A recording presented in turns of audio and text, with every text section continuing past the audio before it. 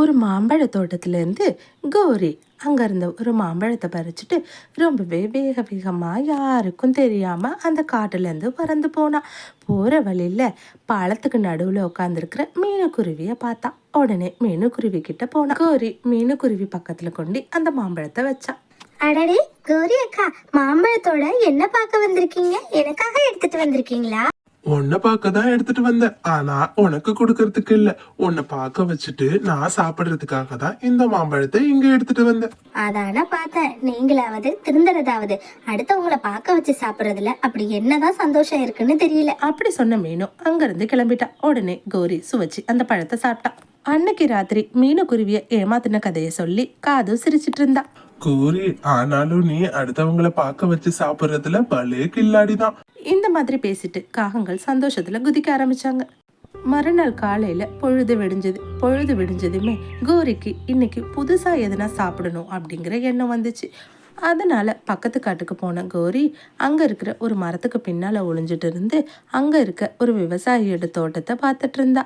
இந்த பழம் பார்க்கறதுக்கு ரொம்பவே பெருசா இருக்கு, இதை சாப்பிட்டா நல்லா தான் இருக்கும். ஆனா இந்த விவசாயி வேற இங்க இருந்து வேலை பார்த்துட்டு இருக்கான். இவனை ஏமாத்திட்டு எப்படி சாப்பிடுறதுன்னு தெரியல அப்படின்னு சொல்லி யோசிச்சுட்டு இருந்தா. கௌரி எதிர்பார்த்துட்டு இருந்த அந்த சந்தர்ப்பமும் கிடைச்சிச்சு. கௌரி மறைஞ்சிருக்கும் போதே அங்க இருந்த விவசாயி தோட்டத்துல இருந்து எங்கேயோ புறப்பட தயாரானா. அடடா, நாம எதிர்பார்த்துட்டு இருந்த அந்த சந்தர்ப்பம் இதுதான் அப்படின்னு யோசிச்சு கௌரி உடனே வேக வேகமா அந்த பழத்து பக்கத்துல போனா. இந்த பழம் பாக்குறதுக்கு என்னவோ பெருசாதான் இருக்கு, ஆனா இதோட சுவை எப்படி இருக்கும்னு தெரியல. அதனால ஒரே ஒரு பீஸ் மட்டும் நாம எடுத்துட்டு போலாம் அப்படின்னு யோசிச்ச கௌரி அங்கிருந்து ஒரு சின்ன பீஸ் மட்டும் எடுத்துட்டு ஆத்து பக்கத்துல இருக்கிற கிளியோட வீட்டு பக்கத்துல வந்து உட்காந்து சாப்பிட ஆரம்பிச்சான். அந்த பழம் பார்க்கறதுக்கு இளஞ்சிவப்பு நிறத்துல கண்ணை கவர்ற மாதிரி இருக்கிறதுனால அங்கிருந்து சோட்டு கிளி கீழே இறங்கி கௌரி பக்கத்துல வந்தா. கௌரி சாப்பிட்ற பழத்தை தானும் சாப்பிடணும் அப்படின்னு ஆசை வந்ததால கௌரி கிட்ட, கௌரி, இந்த பழத்தை பார்க்குறப்போ எனக்கும் சாப்பிடணும் போல இருக்கு, அதனால ஒரு சின்ன துண்டு மட்டும் எனக்கு தாயேன். எதுவுமே காதில் வாங்காத கௌரி தான் மட்டும் அந்த பழத்தை சுவைச்சு சாப்பிட்டுச்சு. இதனால கோவமான சோட்டு கிளி அங்கிருந்து போயிட்டா.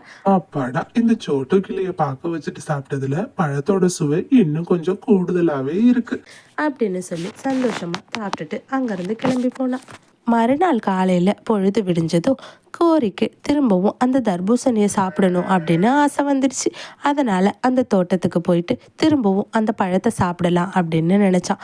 அப்படி நினச்சிட்டு இருக்கும்போதே தூரத்தில் யாரோ வர்ற மாதிரி சத்தம் கேட்டுச்சு. பார்த்த கௌரிக்கு ரொம்பவே ஆச்சரியம். ஏன்னா அங்கே வந்துட்டு இருந்தது தோட்டக்காரனும் அவனோட மனைவியும். ஐயோ, அந்த தோட்டக்காரன்ல வர்றான். அவன் இப்போ நம்மள பார்த்தானா கண்டிப்பா நம்மள பிடிச்சிருவான். அதனால அவன் போற வரைக்கும் நாம இந்த தர்பூசணி பழத்துக்குள்ள ஒளிஞ்சுக்கலாம். கௌரி தர்பூசணிக்குள்ள ஒளிஞ்சது தெரியாம தோட்டக்காரனும் அவனோட மனைவியும் தோட்டத்துக்கு வந்தாங்க. என்னங்க, நம்ம வீட்டுக்கு நிறைய விருந்தாளிங்க வராங்க, அதனால இந்த பெரிய பழத்தை எடுத்துட்டு போனா எல்லாருக்கும் போதுமானதா இருக்கும். நீ சொல்றதும் சரிதான் கீதா. பழம் ரொம்ப பெருசா இருக்கத்தால இதோட சுவையும் ரொம்பவே நல்லா இருக்கும். அதனால நாம இதையே எடுத்துக்கலாம் அப்படி சொல்லி தோட்டக்காரனும் அவன் மனைவியும் பெரிய தர்பூசணியை பறிச்சுட்டு போனாங்க. ஐயோ, இப்படி பழத்துக்கு ஆசைப்பட்டு இந்த பழத்துக்குள்ளேயே நாம வந்து மாட்டிட்டோமே, எப்படி இதுல இருந்து தப்பிக்கிறது? கண்டிப்பா தோட்டக்காரன் வீட்டுக்கு போயிட்டு இதை வெட்டினான்னா நம்ம மேல கத்திப்பட்டு நாம அந்த இடத்துலயே இறந்துருவோம் அப்படின்னு சொல்லி கௌரி அழ ஆரம்பிச்சான். ஒரு வழியா அன்னைக்கு ராத்திரி இரவு நேரமும் வந்துச்சு. ஆனா காட்டுக்கு இறை தேடி போன கௌரியை இன்னும் காணும் அப்படின்னு சொல்லி இந்த கோரி எங்க போனாலும் சொல்லிட்டே போக மாட்டா. இப்ப எங்க போய் நம்ம இவளை தேடுறது? காது ரொம்பவே கவலையோட மரக்கிளையில உட்காந்து யோசிச்சுட்டு இருந்தான். மறுநாள் காலையில பொழுதோ விடிஞ்சிச்சு. ஆனாலும் கௌரி இன்னும் வீடு திரும்பல. இதனால பதட்டமான காது புறா வீட்டுக்கு போனான். ஜக்கு, நேத்து காட்டுக்கு போன கௌரி இன்னும் காணும். நீ அவளை எங்கேயும் பாத்தியா? இல்ல காது, நான் முட்டையிட்டு இருக்கேன், அதனால நான் வெளியில எங்கேயுமே போல அப்படின்னு புறா சொன்னதும் உடனே அங்கிருந்து கிளம்பி காட்டுல இருக்கிற மற்ற பறவைங்க கிட்டையும் போய் காது விசாரிச்சான். இதே மாதிரி காடு முழுக்க காது தேடி அலைஞ்சான்.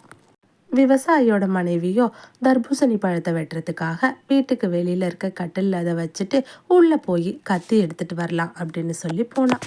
கீதா தன் கையில இருக்கிற கத்தியை வச்சு அந்த பெரிய தர்பூசணி பழத்தை வெட்டுறதுக்கு தயாரானா.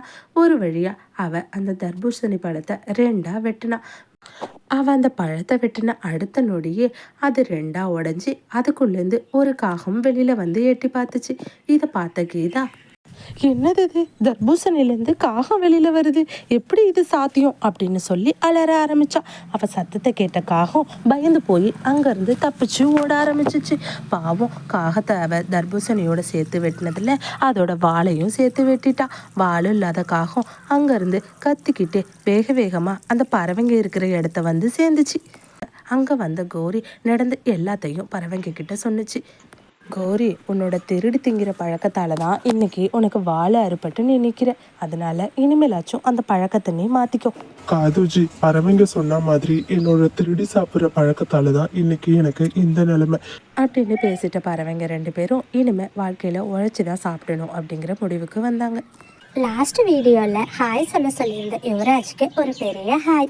இந்த மாதிரி உங்களோட நேமையும் நான் சொல்லணும் அப்படின்னா நீங்கள் எனக்கு கமெண்ட்டில் சொல்லுங்கள். மறக்காமல் வீடியோ பிடிச்சிருந்தா லைக் பண்ணிவிட்டு ஷேர் பண்ணிவிட்டு சேனலையும் சப்ஸ்கிரைப் பண்ணிடுங்க.